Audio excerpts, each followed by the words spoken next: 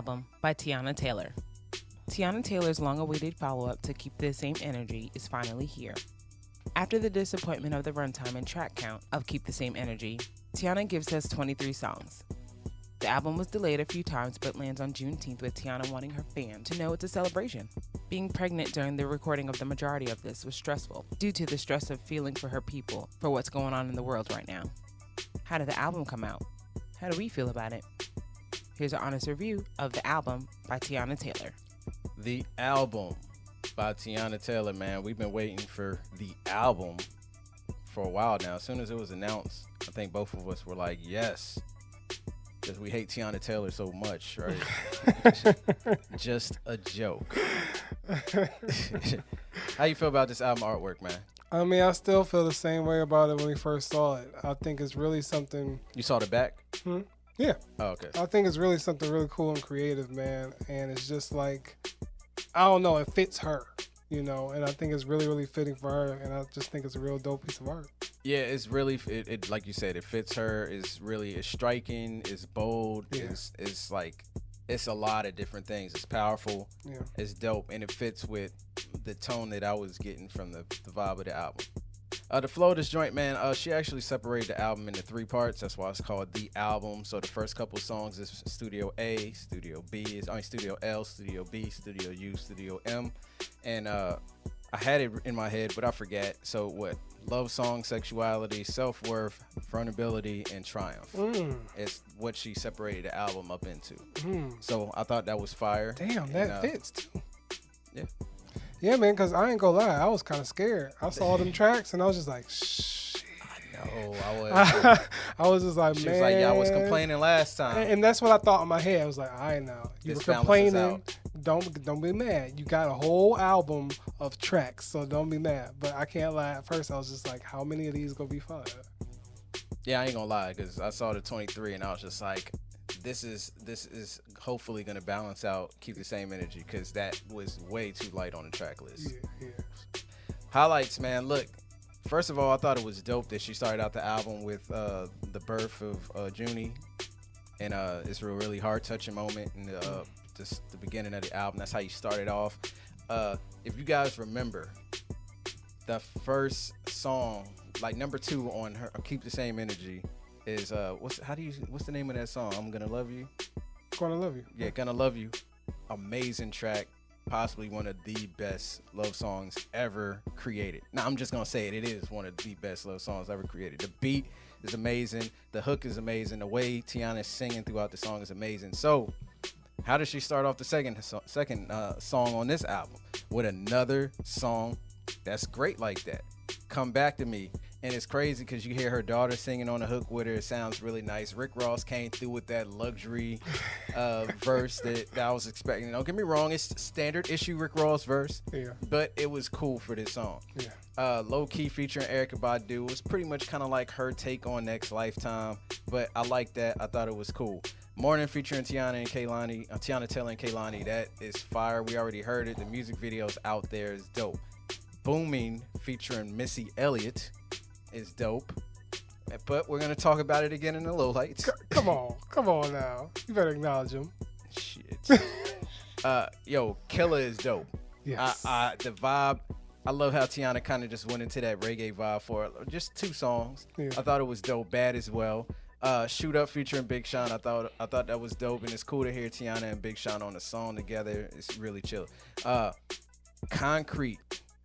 It's hard.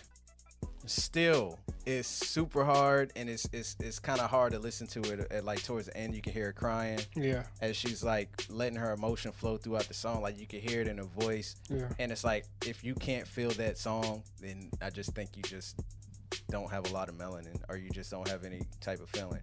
Because if you black and you listen to that song, you're gonna feel it. I'm sorry, you just going to. Yeah. Ever fire. How Do You Want It featuring King Combs. It's cool. All right. I mean, his verse is on the, like, I don't really need it, but I do like Teyana kind of remixing the song just to begin with.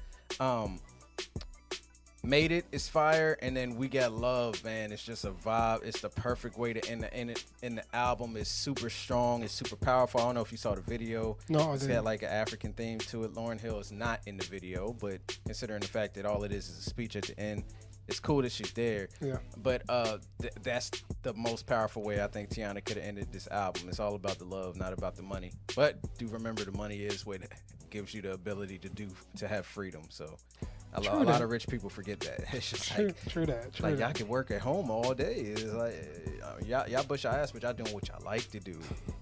The money can help you do that. I want to say that the flow of this album is really great for a 23-song project. And I want to highlight that because you can get a lot of albums that are 20-plus tracks, and you'll be like, oh, I'm going to skip this. Oh, this is boring. Oh, I need to get to this part. But even for the songs that I don't love on this album, I still think that it has a really consistent flow. And you telling me the whole studio album and everything like that makes it make more sense, because when I think about it, there was levels to each stage of the album, and I think that's what made it such a pleasure to listen to, is because it transcended so much throughout the project that it felt like a natural growth. And I think that she executed that flawlessly, especially for the people who were disappointed that there was not that much tracks on her last album. She didn't just give us quantity, she gave us quality. And I think that she gave us a lot of quality when it comes to this selection of music. Some that stand out to me the most are Come Back to Me. I just really, really love how it built upon the intro. Low Key, I was listening to it without the track list, so I was surprised to hear Erica come up on it, because I was just like, oh, this is a dope rendition and everything like that, but I was not expecting to hear Erykah Badu on that, which is really, really dope. Morning with Teyana Taylor and with Kehlani was great, man. I thought that was a perfect matchup right there. Booming with Future and Missy Elliott, I didn't mind Future on there. He didn't do too much, and that's just how I like him. You know, I thought he did his little ad-libs here and there and everything like that, and he was cool for it. Was he needed in the song? I'll get to that in my lowlights, but for the part that he was in, he was cool. Killer was amazing, along with Bad. Shoot It Up with Big Sean was nice, man. I really, really love the chemistry between them two. Concrete and Still have to be some of my favorite songs on this album, for real, just because of, I guess, pun intended, how vulnerable she sounded during that, and that was just the section of the album. And I really love how it ended up with, I still like How Do You Want It a lot, but Made It, especially watching the video for Made It, I just really love how she shouted out everybody that graduated and everything like that. I thought that was cool. And We Got Love is just really powerful to go out on. So, but once again, I just really love how she ordered this album, because I think Teyana Taylor is probably one of them few artists who care about, you know, track ordering and everything like that, and she probably wanted a consistent flow, and I can like feel the work that she put into that. Low lights. Look, man, I got a couple. First of all, I wasn't really feeling Iman's verse on Wake Up Love. I felt like it kind of took away from the song. I feel like Teyana could have ripped it a little bit better. Okay. Quavo on Let's Build. I like the kind of rendition-ish feel of the song, but I did not need Quavo singing on nothing. Not at all. And Boomin' featuring Missy and Future. Why is Future on this song? He absolutely did not need to be on this song. He annoys me on this song. Future and me have been having a decent year this year, and then he just wants to just slowly erode at it and make me dislike his music again.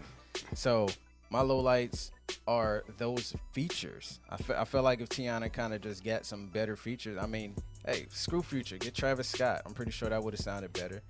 Get T-Pain, that would have sounded better. Like, let's be real. Nobody wants to hear Future. It's 2020. Yeah. We're going to the future. Nobody wants to hear Future. I agree with that. I mean, like I said, that was my low light with Boomin'. It's just the fact that Future was not really needed on that track. And don't go in the comments telling us that that's a remake as well. We know. So I mean, other than that, I don't have too much negative to say about this album, because like I said before, all the way through, I mean, even the Quavo song wasn't my favorite, but I appreciated it. Like I said, it could have been somebody else on it, but I just really, really love the flow of this album.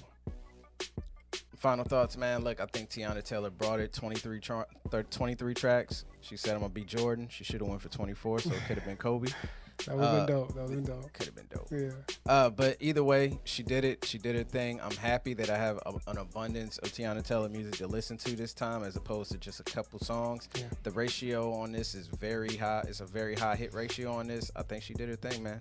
Shout out to Teyana. Yeah, man. Shout out to Teyana, man. I feel like that she killed this, man. For anybody that was disappointed with the amount and lack of music, you will not be disappointed with this. I feel like she gave us a lot of quality offerings with this project, and this is gonna be up for grabs for one of the top R&B albums of the year for me, because it just has so much of selections that you can grab and listen to. So shout out. Final grade. Check. Super easy.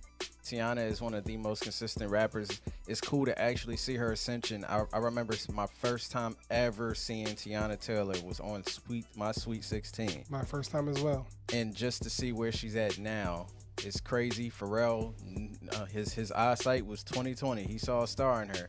Because at first I remember seeing My Sweet 16. I'm like, who the hell is she and what does she do? It's such a stark contrast, because I did not like her. Really? Really? Yeah, I did not like her. She was an asshole on that Sweet 16. She was, but she it's was just like a straight bratty kid. But now that you see the talent that she has, it's like she knew what she wanted to be about, you know. And I can say she was one of the people that saw what she could be and knew how she wanted to get to it. So I respect that.